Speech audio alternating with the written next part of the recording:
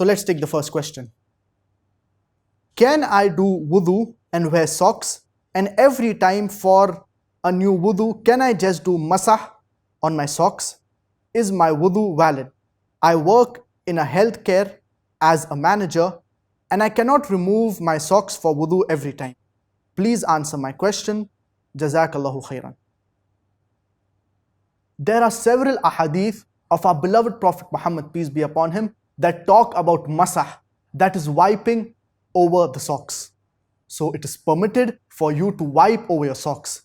But there are basically 4 conditions that you need to fulfill and then you can wipe over your socks. So there are basically 4 conditions. The first condition is that you need to be in the state of purity before wearing your socks. So the first is you need to be in the state of purity, that is you need to be in the state of wudu before wearing your socks. So the moment you wear your socks, you need to be in the state of wudu. And our beloved Prophet Muhammad, peace be upon him, he said, it is mentioned in a hadith, wherein he tells Mughira bin Shu'bah, may Allah be pleased with him, that don't worry, for I wore them when I was clean. The second condition is that the socks, they should not have any impurity, they should not have any najasa. And our beloved Prophet Muhammad, peace be upon him, he was leading the Sahaba in prayer along with his shoes on, and he removed his shoes during the prayer. So after he completed the prayer, he tells the Sahaba that Jibreel alayhi salam informed me that there was some dirt on my shoes. That's the reason I removed my shoes during the prayer.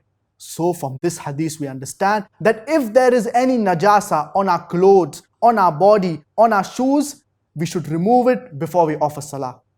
And if there's any najasa on our socks, in this situation we cannot wipe over the socks. We need to remove this najasa. The third is that you can do masah over the socks only when you're in the state of minor impurity. As our beloved Prophet Muhammad, peace be upon him, when he was traveling along with the Sahaba, he commanded them to do masah, to wipe over their socks for 3 days and 3 nights when they were in the state of minor impurity, and they cannot wipe it if they were in the state of janaba. So you can wipe over the socks when you're in a state of minor impurity and you're doing wudu. So in this situation you can wipe over the socks. For example, you have passed stool, urine, you have passed wind, you have gone to sleep, and in this situation your wudu has broken and you followed all the conditions of doing masah before wearing the socks. So in this situation you can do masah over your socks. But if you are in the state of major impurity, that is, for example, janaba, wherein you require to do ghusl, so in this situation you cannot do masah over the socks. And the fourth and the last condition is the duration of the masah. For how long can you do the masah? That is wiping over the socks. For a person who is not traveling, he can do masah, that is wiping over the socks, for 1 day and 1 night, that is 24 hours.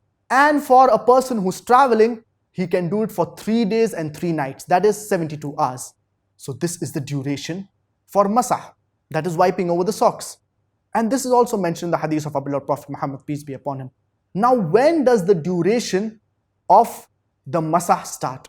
There is difference of opinion among the scholars.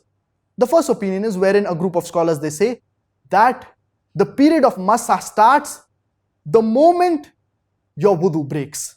So for example, on Monday at 12 p.m. you did your wudu and you wore your socks. So now you're in the state of purity. And at 2 p.m. on Monday your wudu broke. So your period of masah will start from Monday 2 p.m. until the next day, that is Tuesday 2 p.m. This is the first opinion. The second opinion is, and this opinion is the opinion of Shaykh al-Islam ibn Taymiyyah, may Allah have mercy on him, wherein the period of masah, it starts after you do your wudu and the first time when you have to wipe over your socks. So for example, your wudu breaks and the first time after you wipe over your socks, this is the time when the masah duration starts. So the first time after your wudu breaks and you do your wudu again and you wipe over your socks, so from this time the duration starts. So for the traveler, it is 72 hours. For the person who's not traveling, it is 24 hours. So for example, if you did wudu on Monday 12 p.m. and your wudu, it broke on Monday 2 p.m. but you did your wudu and you wiped over your socks at 3 p.m. on Monday. So your duration of masah will start from Monday 3 p.m. and it will last until Tuesday 3 p.m. if you are not traveling for 24 hours. This is the opinion of the second group of scholars. And inshallah, this is the more correct opinion. So you can very well do masah, that is wiping over the socks, but you should see to it that you fulfill all these 4 conditions when you want to do masah, that is wiping over the socks. And there is no harm in doing masah. And this is from the ease in the religion. Allah subhanahu wa ta'ala has made it easy for us. Imagine you going for work, you going outside, and every time you would have to remove your socks for doing wudu. It would be so difficult.